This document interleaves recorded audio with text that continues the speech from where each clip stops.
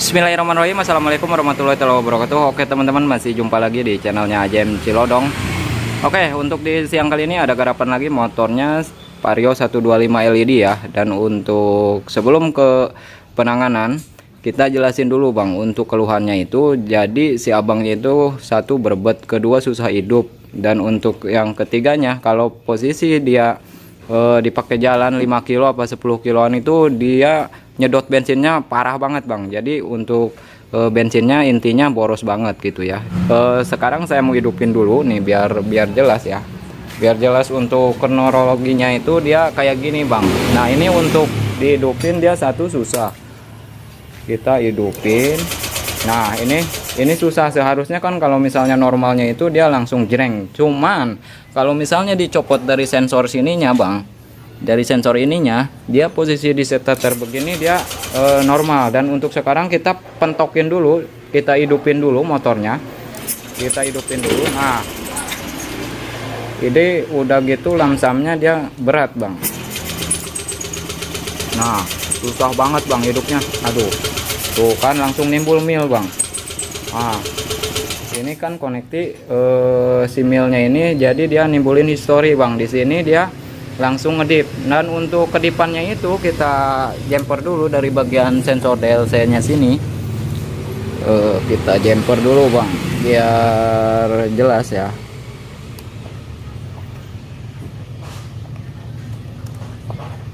Nah kita udah di jumper dari sensor DLC nya, kita hidupin lagi bang. Nah di sini kita bisa lihat untuk, nah ini kan tuh ngedip, langsung ngedip ya. Kita antar hitung bang,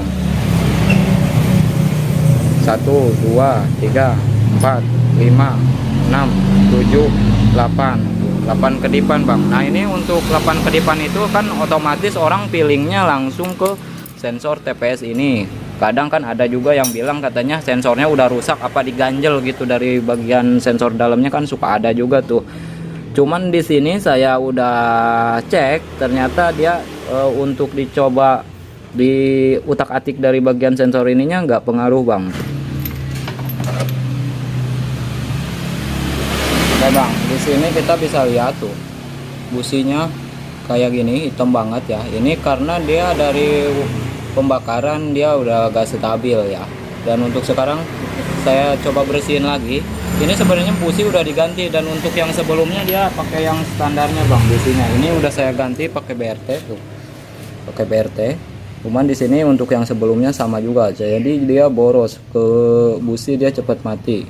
Nah untuk sekarang coba dibersihin dulu biar tahu dulu sampai hidup ya. Maksudnya ntar dikiranya maksudnya ini kasusnya sepele, emang cuman sepele, cuman ya kalau misalnya nggak sampai detail dijelasin ya, jadi ntar nggak paham gitu ya bang ya.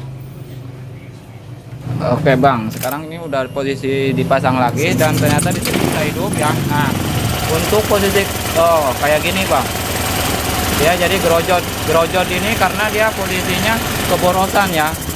Dan di sini ini kan posisinya lamsam, kita cabut di sini nih sensor ininya. Nah jadi gede kan tuh. Jadi ideal yang di sininya itu sensor yang lamsamnya itu baru dia normal. Cuma kalau misalnya posisi ini dicolokin, dia jadinya kayak tadi lamsamnya nggak normal, kayak mau mati-mati berat begitu. Nah itu bang yang saya maksud itu. Nah begitu gitu ya. Dan di sini emang karena kan ininya apa, mil di sininya hidup, jadi dia mau gak mau ntar harus di reset ulang bang. Dari sini sampai yang ECT nya ini harus di reset ulang bang, dari yang sensor sininya. Soalnya kalau misalnya yang dari sensor itu hidup, mau gak mau harus di resetnya semua ya untuk perisetannya. Dan untuk ke intinya aja lah, jadi yang untuk permasalahannya itu yang bikin boros itu dari sini bang. Nih dari sebenarnya ini kabelnya udah sebelumnya udah dibawa ke bengkel lain juga, cuman belum ketemu, kata si abangnya suruh ganti kabel bodi seset. Cuman yang saya kemarin selidiki, makanya kirain saya kan kebanyakan dari bagian sini bang, ternyata dia dari bagian sini aman semua untuk bagian kabelnya. Dan kemarin juga saya sempat bingung juga, cuman ya di sini udah saya kelet tadi dari bagian sininya nih, ternyata dia ngegesek dari kabel sininya itu, dia ngegesek bang. Nih kita ituin dulu bang.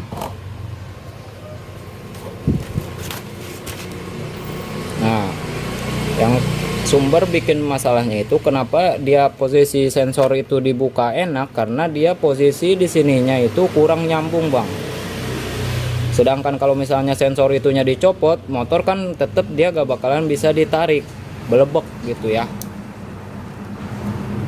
Nih bang.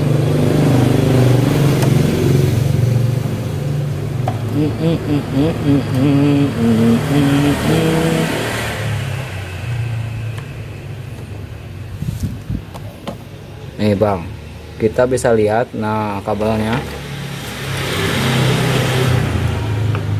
Oh, dia posisinya ngelupas ya. Dan untuk ngegeseknya itu dia ke sini bang nih, ke selang bagian sini gitu ya. Dan untuk itunya parah tuh kayak gini nih. Nah, kita deketin bang, biar jelas.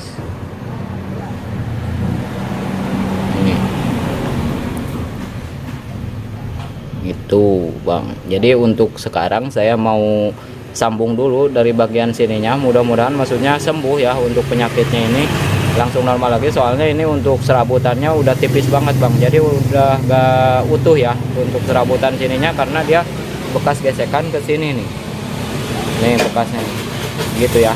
Sekarang saya mau putusin dulu di sini, rapiin dulu, dan ntar habis saya rapiin baru kita langsung ke perisetan bang. Habis di reset, nah normal apa masih kayak gitu ya. Untuk sekarang saya mau sambungin dulu bang, rapiin dulu kabelnya. Nah untuk yang putusnya itu hitam liris putih, terus yang kuning, ini kuning liris hijau, terus yang hijau nih, hijau liris apaan tuh, liris merah ya. Nah ini untuk yang dua ini kan nyambungnya ke sensor, dan untuk yang hitam liris putih ini dia nyambungnya ke sensor ini, ISC ya bang.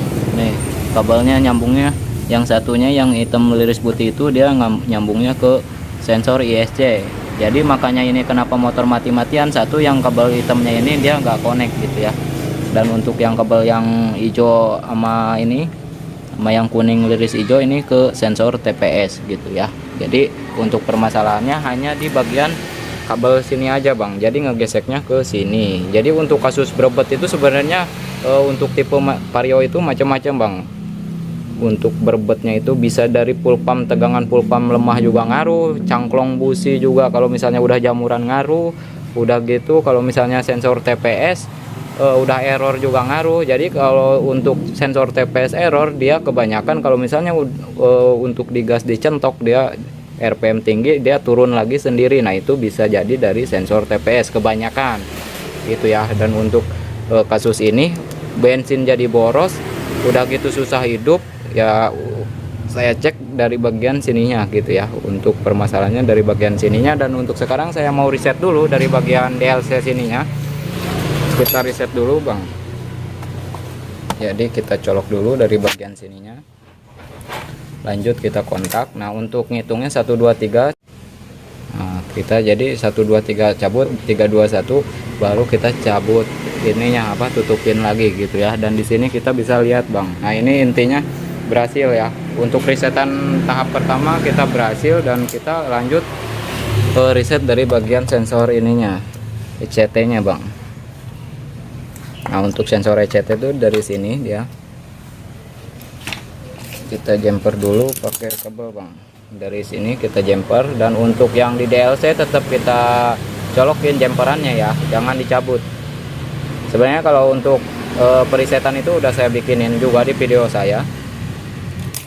Nah ini udah ngetip ya, baru kita hitung 1 2 3 cabut bang. Dan untuk hasilnya di sini ngedipnya kenceng juga ya gitu. Nah lalu kita matiin lagi dari kontaknya, baru kita colokin ke sini bang. Nah sekarang kita setel mode. Untuk setel mode kita tarik tuas gas begini sampai mentok, lalu kita dikontakin dari sininya bang. Nah ntar kita ngelihat bisa ada ngetip satu ya kalau gitu. Nah itu lepas gas, ini kita berhasil dari mode 1 gitu ya. Untuk mode 2 dia sama, kalau misalnya udah ngedip begitu ditarik lagi 2 biji, Itu nambelnya mode 3 mode 4 sama jatuhnya, tinggal di bagian tuas sininya ditarik, maunya kita mau pakai mode berapa. Cuman kalau untuk standarannya motor ini tuh dia modenya mode 1 enaknya gitu ya Bang ya.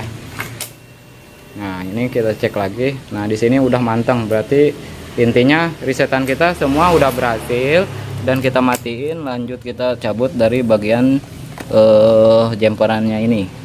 Nah sekarang kita hidupin Bang, ini karena udah rapi semua ya, udah di reset, dan sekarang kita hidupin. Coba bismillahirrahmanirrahim. Nah ini kan normal nih Bang, posisi dicolokin dari sininya. Nah ini kan normal, dan di sini pun dia gerak tuh, untuk lamsamnya dia normal gitu ya. Jadi untuk pemahamannya, dia posisi ini dicolok, sensor ini dicolok. Kalau misalnya dari kabel sininya nggak ada bermasalah, dia posisinya hidupnya tanpa di ininya nggak dicabut juga, dia masih tetap normal hidupnya. Sedangkan tadi kalau misalnya posisi ini dicabut, lamsamnya jadi gede. Nah itu pengaruhnya karena dari bagian kabel sini gitu ya Bang ya. Jadi ada yang ngegesek, jadi kabelnya ini yang 3 biji ini ngegesek ke sini, makanya ngelupas gitu ya. Untuk serabutannya tuh kayak gini, dia ini untuk bekasannya, bekasan gesekannya. Dan di sini kita sekarang di starter aja udah normal Bang. Tuh mantap kan. Nah itu baru normal. Tapi kita sampai mentok pun dia masih normal ini Bang.